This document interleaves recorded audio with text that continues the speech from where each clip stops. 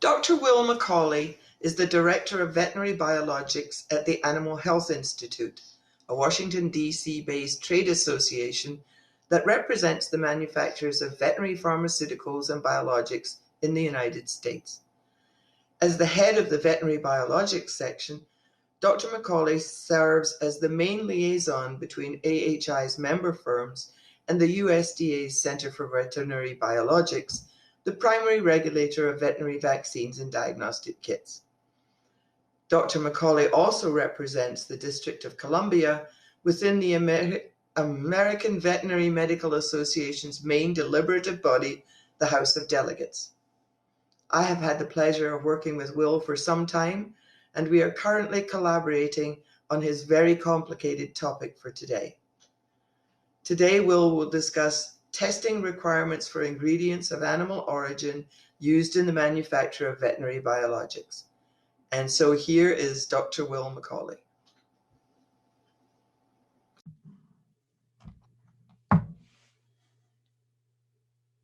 Good afternoon. Thank you for the invitation to speak to ISIA today on the testing requirements for ingredients of animal origin used in the manufacture of veterinary biologics. My name is Will McCauley and I work for the Animal Health Institute. My plan today, just to give everyone a brief overview, is to start off with just some information about AHI itself, who we are, what we do. We'll briefly touch on a history of the ingredients of animal origin topic as AHI has been involved with it. We'll then briefly go over some of the previous discussions that have taken place between AHI's member firms and our main regulator for our sector, and that is the USDA's Center for Veterinary Biologics. I'll also touch briefly on the current status of these discussions, where we are and where we see them going. We'll also talk a little bit about the white paper that AHI authored alongside ISIA on a particular subset of this topic.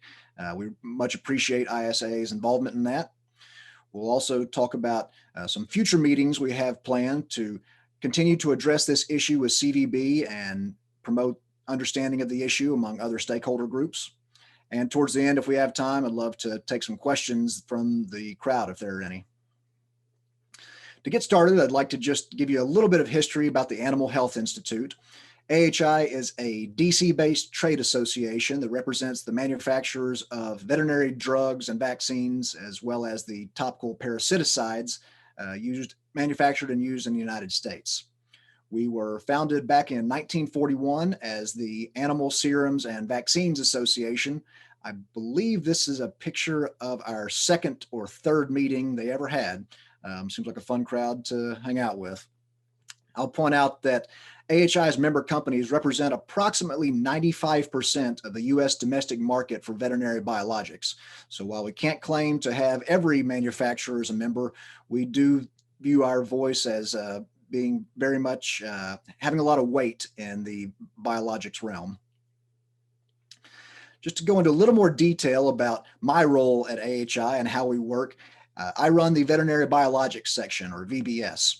I take most of my marching orders from the VBS Steering Committee, which consists of up to 2 members of each of AHI's member firms. We then work together to parcel out tasks and work to different working groups.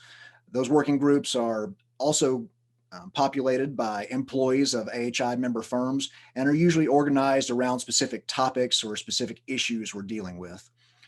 In order to keep track of all those issues that we're dealing with, we regularly send out summary spreadsheets and have monthly steering committee calls to discuss updates to the various topics we're working on.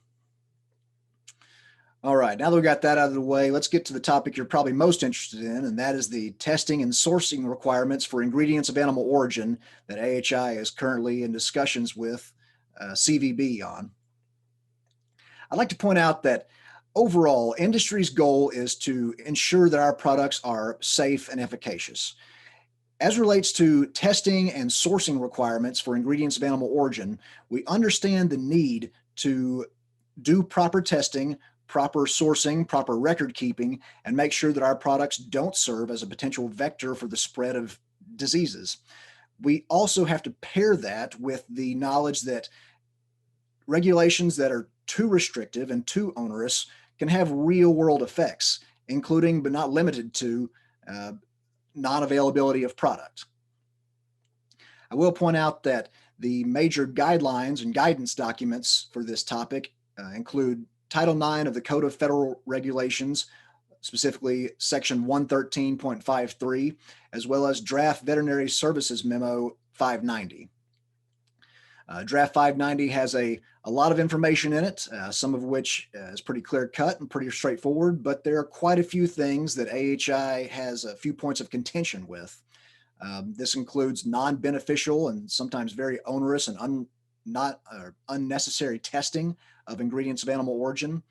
A lot of the sourcing info and the record-keeping requirements are extremely burdensome, not only for manufacturers of biologics themselves, but also for CVB in terms of reviewing all the additional documents we're going to have to put through to them if Draft 590 is put into effect in its current iteration. And then last, but certainly not least, our concerns are very real over the availability of fetal bovine serum, specifically a particular type of fetal bovine serum that we'll get to a little later.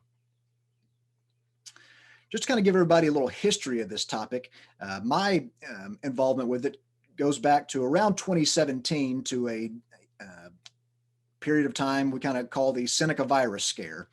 Around that time, CVB received reports of concerns from the American Association of Swine Veterinarians about potential contamination of porcine trypsin with Seneca virus. CVB, to their credit, responded very quickly with testing of 42 samples of high-risk materials and cereals from their repository that they had on hand. You can see a portion of the report that they produced on your screen now. I want to point out that the results showed there was no detection of viable virus in any of the products or materials that were tested. I'll say it again. There was no replication-competent virus detected via cell culture in any of the products tested. No vaccines, no serum, no trypsin, nothing. To give full visibility and make sure everyone is clear about what the results did show, 2 modified live virus products and 1 lot of serum did test positive on PCR for the presence of Seneca virus.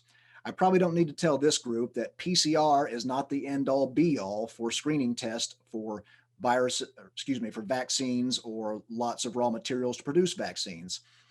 PCR, or polymerase chain reaction test, cannot differentiate between the actual presence of a viable replication-competent virus and just the mere presence of the genetic material of said virus. So fragments or pieces of genetic material can pop positive on PCR test, but there might not be any viable virus present in that material. To point out that CVB agreed with us on this, I'll draw your attention to the document on your screen that shows that based on CVB's testing, it's reasonable to conclude that there is no evidence to suggest viable Seneca Valley A virus is present as an extraneous agent in any of the vaccines that were evaluated. Further, it is very unlikely that SVA was spread by contaminated vaccines. If you'd like a copy of this report, we can get you a copy, or you can go to the source listed down there at the bottom of the screen and get it directly off CVB's website. So once that blew over, we thought we might be done with this topic, but then there came the publication of what we call the Bighorn Sheep paper.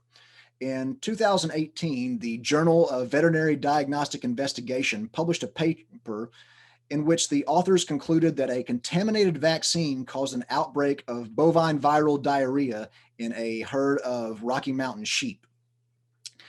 There are quite a few shortcomings and inconsistencies listed in this article that I don't have time to get into all of today, but I do want to point out some of the major ones that we noticed. One, and probably most glaringly, was the fact that replication-competent BVD virus could not be isolated from the vaccine or from the affected animals themselves. So the vaccine was cultured, cecal swabs of affected animals were also cultured, and no replication-competent BVD could be isolated from either sample. There were also clinical signs that are not attributable to BVD that were observed in this same herd. These mostly consisted of neurological deficits that typically aren't observed in animals infected with BVD. We also wanted to point out that full diagnostics include things like serum biochemistries, blood assays, pretty basic diagnostics were not performed in all cases and all samples.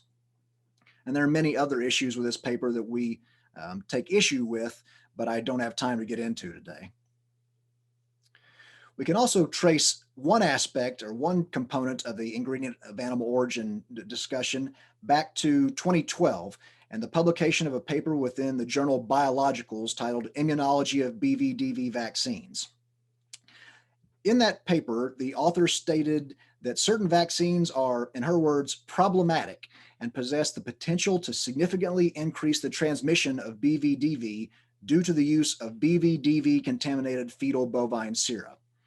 I will point out that the paper did mention that there are measures aimed at inactivating any live virus. She's referring to, obviously, gamma irradiation and other methods of viral reduction practices that are very common in our industry. But instead of investigating the effectiveness of those measures completely, she merely states, or the author merely states, that they do not have 100% efficacy. We obviously agree that they do not, as no process is 100% effective or efficacious in terms of reducing viral loads. That's not new news to anyone. We understand that there's always some, however, microscopic level of risk that exists. Some risk exists in using these products, as no process for sterilizing or reducing viral loads to zero exists for things such as fetal bovine serum. I will say that our conversations with CVB on the safety of fetal bovine serum have improved since our initial discussions took place, and they are still ongoing. As far as those previous discussions that took place, I will say that there are multiple rounds of discussions and preliminary comments that we've submitted to CVB on behalf of our member firms. We've also invited several subject matter experts to deliver presentations and updates at AHI meetings to both industry and CVB staffers themselves. I have also personally briefed the United States Animal Health Association's Committee on Biologics and Biotechnology the past 3 years and hope to do so again in the future. And of course, AHI is in regular communication on this topic with ISIA. As far as the current status of our discussions on this topic, they mostly center around that draft Veterinary Service Memorandum 590. VSM 590 is chock full of new regulations and requirements, including some greatly increased testing requirements, so many of which I can't actually include on one sheet on the page. You can see the list of many species-specific extraneous agents that must be tested for and are called for in 590. There are increased requirements for gamma irradiation levels of ingredients of animal origin, some of which are above the level that we view as appropriate. The one that's listed is greater than 35 kilogray. So a minimum of 35 kilogray will be required for documented radiation exposure for ingredients of animal origin if Draft 590 is put into effect in its current status. There are a long list of very specific and I would say very onerous acceptance criteria for fetal bovine serum. Again, I can't fit everything onto one page on the screen because it's quite extensive. There are also ingredient of animal origin risk assessments and requirements for location tracking through all geographic locations that an ingredient of animal origin may go through during transport. So everything from where it's collected to where it's processed to where it's stored to how it's shipped, essentially until it arrives at the manufacturer's front door, has to be documented in some cases, very excruciating detail. And there are many, many more we'll call challenging provisions in Draft 590, some of which obviously we could do with a little bit of work, but some of which are just plain unworkable in our opinion. And it's those many unworkable provisions that AHI is in continuous conversation with CVB on to try to find a more pragmatic way to get 590 finalized. I'd also mentioned the white paper that AHI authored alongside ISIA. We originally created this to use as a summary document and a tool for recruiting other stakeholders to join in with us. The main focus of that white paper is opposing one of CVB's original requirements for the use of BVDV PCR negative fetal bovine serum in all aspects of production of veterinary biologics. So everything from master seeds and cells through actually growing up the working product and the big fermenters. Anytime you used fetal bovine serum, CVB was originally insistent that that would have to be PCR negative for bovine viral diarrhea virus. I want to take a moment here to really thank Dr. Rosie Verstegen, as well as a few folks that she put me in touch with to help author a section of this white paper that convinced CVB that that's probably not the best way to go. Again, I probably don't need to tell the folks in this group that lots of BVDV, the production lots, the 1,000 to 2,000 liter lots of fetal bovine serum that are typically used in production of veterinary biologics, you would be very hard pressed to find any of those that would test negative on PCR for BVD. I probably don't have to get into the reasons for all that, but we can touch on that later. Again, we really appreciate ISIA's contributions on this document. I will point out that although we had originally planned to distribute this pretty far and wide, we're withholding widespread distribution of the document at this time at the request of CVB as our conversations continue. I also mentioned that there are some future meetings and discussions in the works on this topic. I will say that there are recurring opportunities for AHI members to engage CVB. AHI hosts multiple meetings throughout the year, not only our triennial veterinary biologics sections meetings that we hold alongside CVB, but also working group meetings, direct communications that I have with the CVB staffer in charge of this topic, and a lot of other opportunities. As I mentioned, the topic has previously been presented at USAHA meetings, and I'm pretty sure there'll be additional opportunities to do so in the future. If ISIA members would like to participate in those meetings, I believe those are open to the public for viewing and commenting on if you are a member of USAHA. I will point out that the other trade association in our sector, AVBC, the American Veterinary Biologics Companies, are aware of this issue. But at this time, I do not know what their planned activities are in relation to Draft 590 or ingredients of animal origin. Although I'm good friends with the guy that runs AVBC, we don't coordinate our actions to any great degree. With that, and before we get to questions for me, I'd like to first pose a few questions to you. These questions for ISIA members come directly from my steering committee and will lead us to some important conversations, I think, in the future. The first one is simply, are serum manufacturers able and willing to perform all the testing outlined in Draft 590 for both pre-inactivation and post-inactivation serum samples and provide that information on their certificate of analysis? Obviously, this will require you looking over a copy of Draft 590. I believe Rosie Verstegen has a copy that she can share with you, and you can assess what testing and other activities are outlined in there yourself. I will point out this would probably also include CVB protocols, Protocol 003, as well as Protocol 1013. We can make those documents available to you, but I'll point out they're also available on CVB's website directly.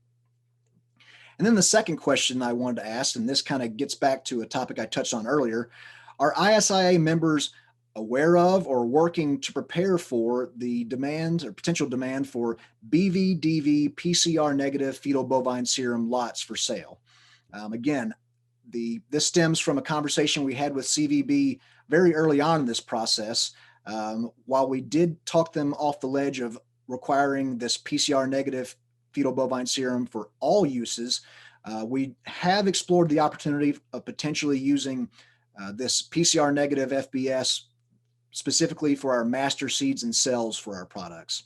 Again, that is not ironclad yet, but we do want to let ISIA members know that there might be a demand for this specific type of FBS in the future.